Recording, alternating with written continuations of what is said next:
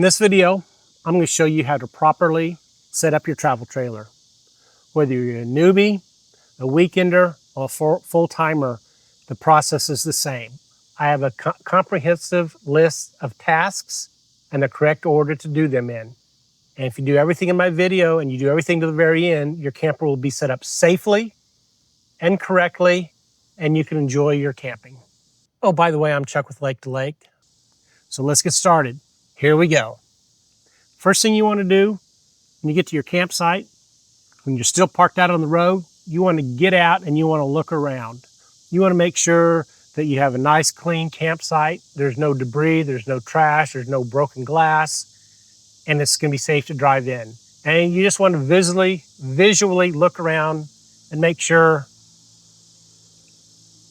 that it meets your standards.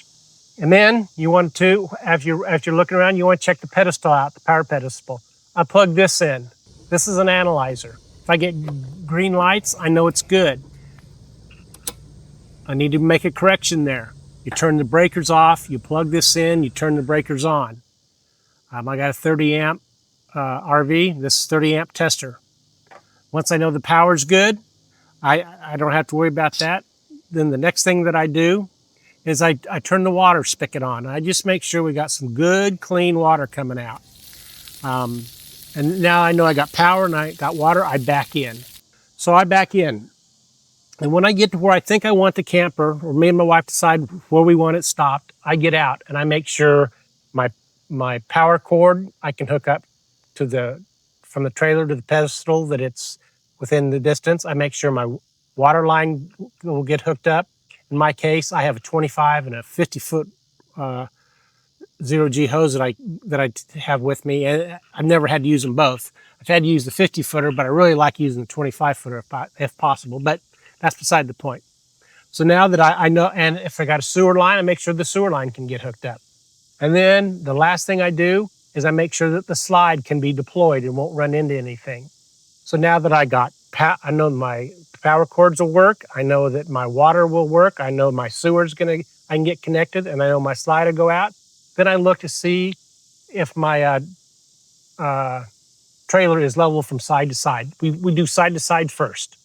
In my case, I have a bubble level on my coach. I go up to the front and I look at it, and I have 0, 1, 2, 3, 4 marks on it. It came that way. And I know that the first mark is 1 inch, the second mark is 2, and they're labeled 1, 2, 3, and 4. 1 is 1 inch, 2 is 2 inches. It's simple. In my case today, I had to raise my coach up 2 inches. And here's my pro tip. Set your blocks out right next to your wheels, get them raised up 2 inches, like in this picture. And then I just pull forward. My wife pushes them in, and then I back over them. She tells me to stop. You really look like you know what you're doing when you do something like that. And all the neighbors will go, hey, that's a good idea. That must not be a rookie. Anyway, that's my one pro tip for that. Now that you've got it leveled side to side, you got to put in the chocks. And I have 4 chocks. I chalk my wheels, and they're the solid rubber ones. And I get them at Harbor Freight. I'll put a link into Harbor Freight. But get the solid rubber ones. They'll last you forever, and if they're just safe. So now that I got it side to side, now what I got to do is I got to disconnect the truck from the trailer. I'm not going to go into all the unhitching because I got an equalizer hitch, but I do have a video on my equalizer 4 hitch, and I'll put it down below in a link if you want to go look at that. But I disconnect the truck. I have some blocks that I put underneath the trailer jack in the front because I want that trailer jack to be, I don't want it extended a long ways. I want it to be short. I want it to be stable. I don't want it to be wobbly. So I want that jack to be extended as little as possible to make it stable. Once I get it leveled front to back, then I put down the stabilizers. I got 4 of them. I do, I put down the little orange blocks, and I put them onto that. And you can see the orange blocks like these here. That's what I use. I put it underneath them. They work great. They're lightweight. They do a good job. So now the next thing I do is I plug in my power cord. And again, breaker off, plug it into the coach, plug it into the power pedestal, flip the breaker on, The reason I do that is I have an EMS that's built into my coach. I'm not sure I'd recommend that, but that's the way mine is. It takes about 3 minutes to go through its diagnostic testing to make sure that it's safe for me to run power through my coach. I do the X-Chocks. Now the X-Chocks are right there. Got a better picture of them. I put the X-Chocks on. They're not designed to keep your trailer from moving. They're designed to help stabilize the trailer. So, but I put them on both sides.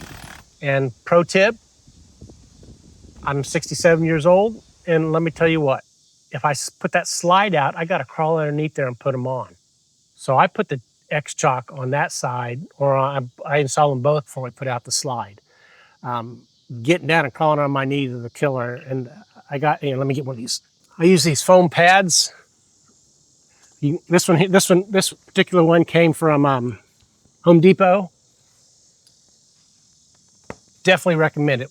Whenever I got to get down on the ground, that goes down, saves my knees. I try and bring two of them. I'm gonna be truthful, my wife grabs one of them, sometimes uses in the garden, but I always have at least one with me. I like to have two. But if I do need to crawl down, I use those. Get the X-Chocks in, then I put down the stairs right here, and they go all the way down to the ground. I do not deploy my full down stairs, and they're solid stairs, so they got to hit the ground. I do not deploy those until my coach is all set. It's solid. It's got to be solid. Safety. And so anyway, that's one of my key things is it's got to be safe. It now, most likely by the time I got all this done, the power's kicked on. My wife hits on the AC to help start cooling it.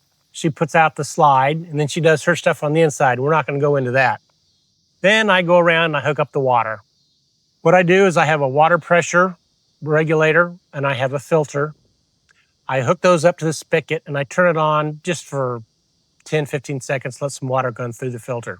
Then I hook up my 0G hose and I run it, hook it up into the coat. I hook it on and I let it run for 1 to 2 minutes just to get fresh water through the system. So I know I got fresh water going into the coach. Then I hook it up to the coach. Another tip, whenever I leave for any extended period of time, I shut the water off to the coach. I don't leave it on. Like if we're going golfing or walking the dogs or on a boat ride or going out to eat, I turn the water off before I leave. Ground mat, like this thing right here, right, that I'm sitting on. And then I put up my camp kitchen or my kitchen cooking table. I get it level as I can, then I put my Blackstone on it. And I hook my Blackstone up to the propane of the coach. Gives me a good cooking area. Then I have this 4-foot platform, a work platform that I use, and I'll go show you a picture of it. I set that right next to my Blackstone.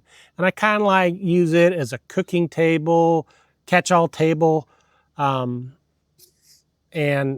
it's dual purpose. If I need to get up on it to work on something on my coach on the outside or whatever, I always carry it with me. I got a 1-ton truck, so sometimes I use it to get into the back, so I don't have to, like if because I'm not the tallest guy in the world, in case you haven't noticed. But anyway, it's dual purpose. Get my outdoor cooking tote. I set it up. It's got my spatulas and all my cooking utensils for cooking outside.